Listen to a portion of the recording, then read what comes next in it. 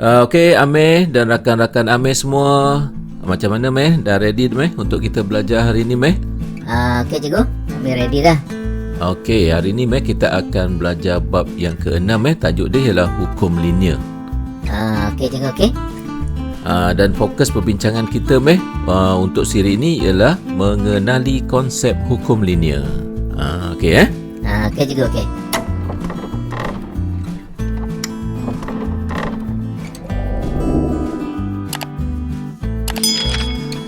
Okey, Amir dan juga pelajar-pelajar sekalian, kita mulakan pelajaran kita dengan membincangkan masalah yang diberikan di sini. Okey, Amir, cuba Amir tengok gambar yang diberikan ni, Meh. Apa yang Amir nampak? Cikgu, ini ladang kelapa sawit cikgu. Okey, Meh, apa yang nak dibincangkan di sini macam ni, Meh. Ada satu kumpulan pengkaji lah. Pengkaji ni datangnya dari Jabatan Pertanian macam tu lah. Okey, apa yang nak dikaji ialah tentang pengeluaran komoditi kelapa sawit di ladang ini. Macam tu lah. Dia kaji apa cikgu Nak buat apa dia buat kajian? Mereka nak mengkaji banyak perkara lah, Meh, yang berkaitan dengan penghasilan kelapa sawit ni. Tapi apa kajian sekalipun, Meh, yang dia buat, akhirnya sekali dia nak lihat kepada produktiviti komoditi kelapa sawit itu. Sama ada menguntungkan ataupun tak menguntungkan. Macam tu lah, Okey cikgu, okey. Okey, Meh, dalam kajian ini, Meh, kumpulan pengkaji ini, Meh, telah dapat mengumpul data-data seperti yang ditunjukkan di dalam jadual di bawah ini, Meh. Dan satu lagi, Meh, kumpulan pengkaji ini telah dapat membina suatu hubungan antara N dan H yang diberikan oleh persamaan ini, di mana N itu ialah tan metrik dan H itu ialah jumlah jam. Cikgu, Amir nak tanyalah cikgu. Dalam masalah ini, kita nak kena tahu apa cikgu Bagus soalan Amir tu. Dia macam ni, Meh. Okey, sekarang ni, Meh, kita ni sebagai ahli matematik ataupun mathematician tau. Okey, kemudian, Meh, masalah ini diberikan kepada kita untuk membantu kumpulan pengkaji ini menjawab satu persoalan yang mereka tak dapat tau, Meh. Apa dia tahu persoalan dia? Persoalannya ialah apakah nilai A dan nilai B? Dalam hubungan ni nampak kan ada A dan B ni kan? Jadi kumpulan pengkaji ini, Meh, dia tak dapat nak cari nilai A dan nilai B ni. Jadi mereka serahkan kepada kita, Meh, sebagai ahli matematik untuk menentukan nilai A dan nilai B ni. Okey cikgu, okey. Jadi macam mana cikgu nak dapat nilai A dan B ni? Okey, Meh, kita akan dapat cari nilai A dan nilai B ini, Meh, jika kita memahami suatu ilmu matematik yang dipanggil sebagai hukum linear. Nampak? Itu yang berkait dengan tajuk yang kita belajar hari ni cikgu Inilah yang kita nak belajar tentang hukum linear. Okey, jadi sekarang kita pelajari, Meh, apa yang dikatakan sebagai hukum linear. Okey cikgu, okey. Okey, Amir dan juga rakan-rakan Amir semua, untuk kita mengenali konsep hukum linear ni, kita jalankan satu aktiviti penerokaan di sini. Di sini diberikan Y sama dengan X kuasa 2 tambah 1. Okey, jadi di sini, Meh, kalau kita lakarkan graf dia, Meh, maka kita dapat graf seperti ini. Cikgu, ini graf kuadratik kan cikgu kan? Ya betul, Meh. Sebab di sini ada X kuasa 2 kan?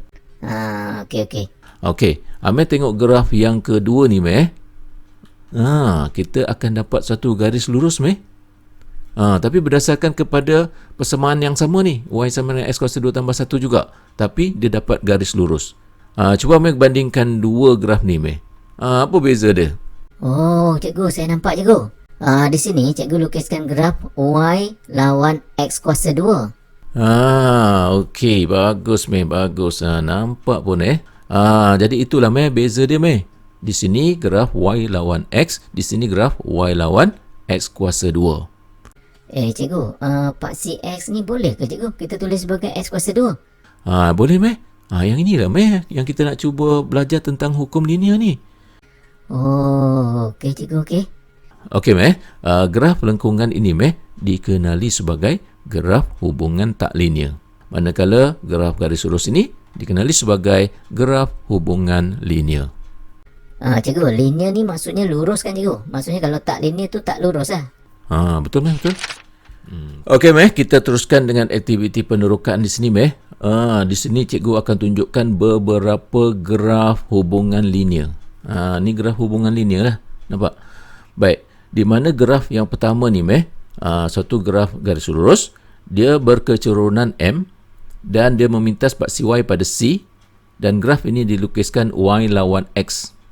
Oleh itu, Meh, persamaan garis lurus ini ditulis sebagai Y sama dengan MX tambah C. Yang ni Amir tahu kan? Yang ni saya tahu, cikgu. Okey, bagus. Jadi Amir, sekarang Amir tengok graf yang kedua. Graf linear yang kedua ni, Meh, garis lurus juga, kecurunan M pintasan pada C, tapi graf ini diplotkan XY lawan X kuasa 2. Persamaan bagi garis lurus ini ialah seperti ni. XY sama dengan M X kuasa 2 tambah C. Jadi maksudnya XY ini merujuk kepada paksi Y, X kuasa 2 ini merujuk kepada paksi X. Okey, seterusnya, Meh, Amir tengok graf yang ketiga. Graf menunjukkan suatu garis lurus, kecurunan M dan pintasan C diplotkan 1 per Y lawan 1 per X. Sekarang ni cuba Amir tuliskan persamaan dia. 1 per Y sama dengan M 1 per X tambah C. Betul tak, cikgu? Betul, Jadi maksudnya 1 per Y ini merujuk pada paksi Y, 1 per X merujuk kepada paksi X. Okey. Jadi M ialah kecurunan, C adalah pintasan. Okey. Baik, seterusnya, Meh, untuk graf yang keempat pula. Apa persamaan dia, Meh? Punca kuasa 2Y sama dengan M punca kuasa 2X tambah C. Yes, okey, bagus. Meh dah mula nampak kan? Ya, cikgu. Okey. Baik. Okey, seterusnya, Meh, kita tengok graf yang kelima pula. Macam mana, Meh, persamaan dia? Log Y sama dengan MX tambah C. Yes, betul, Meh. Bagus, Jadi sekali lagi, Meh, di sini log Y ni merujuk kepada paksi Y, X merujuk kepada paksi X. Jadi M adalah kecurunan, C adalah pintasan Y. Okey. Baik, yang keenam pula, Meh. Yang ini log Y sama dengan M log X tambah C. Ya, okey, betul. Bagus, Okey, Meh, cukuplah, Meh, dengan 6 graf ini untuk kita buat satu kesimpulan, Baik. Okey, Meh, berdasarkan kepada penerokaan tadi, Meh, dapat kita buat satu kesimpulan, Meh. Okey, ini adalah persamaan-persamaan yang tak linear yang kita perolehi dari setiap graf tadi, kan? Ya, cikgu. Okey, Meh, dapat kita lihat, Meh, di sini satu pola di mana Y, XY, 1 per Y, punca kuasa 2Y, log Y ini semua. Ini semua merujuk kepada paksi Y, Jadi maksudnya, Meh, paksi Y itu boleh dipelbagaikan. Tak semestinya kalau kita kata paksi yang mencancang itu mesti Y. Dia boleh Y, dia boleh XY, dia boleh log Y dan sebagainya. Jadi secara amnya, Meh, kita tuliskan paksi Y ini kita tulis sebagai Y huruf besar ni. Jadi Y besar ni, Meh, bermaksud Y dia boleh XY, dia boleh 1 per Y, dia boleh punca kuasa 2Y, boleh log Y. Faham? Okey, cikgu. Okey. Baik. Kemudian, Meh, dalam setiap persamaan ini kita ada M di sini, kecurunan M. Okey, jadi kita tuliskan M di sini. Kemudian paksi X pula. Ni X kuasa 2, 1 per X, punca kuasa 2X. Nampak? Log X. Ini semua merujuk kepada paksi X. Betul? Betul, cikgu. Jadi, Meh, kita tuliskan secara am, kita tulis sebagai X besar. Jadi maksudnya, Meh, X besar ni dia boleh pelbagai. Dia boleh X kuasa 2, dia boleh 1 per X, dia boleh punca kuasa 2X, dia boleh log X dan macam-macam lagi. Okey, dan akhir sekali bagi setiap satu ni ada nilai C, iaitu pintasan paksi Y. Kita tulis sebagai C. Baik, Meh, secara amnya, Meh, paksi Y ini kita labelkan sebagai Y besar. Okey, dan paksi X kita labelkan sebagai X besar.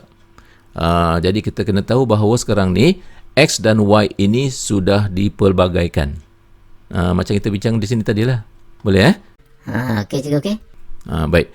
Di sini kita akan dapat suatu garis linear ataupun garis lurus yang berkecurunan M, okey, dan meminta spaksi Y pada C. Jadi daripada sini kita boleh tulis persamaan garis lurus ini sebagai Y sama dengan MX tambah C. Okey, di sini Y dan X ini merupakan suatu pemboleh ubah, manakala M dan C merupakan suatu pemalar. Jadi di sini Y sama dengan MX tambah C ini dia telah membentuk satu hukum yang dikenali sebagai hukum linear. Boleh Okey juga, okey. Menarik kan? Menarik juga, menarik. Okey dengan itu maka tamatlah pembelajaran kita untuk siri yang pertama ini. Kita akan jumpa lagi dalam siri yang seterusnya. Okey juga, okey.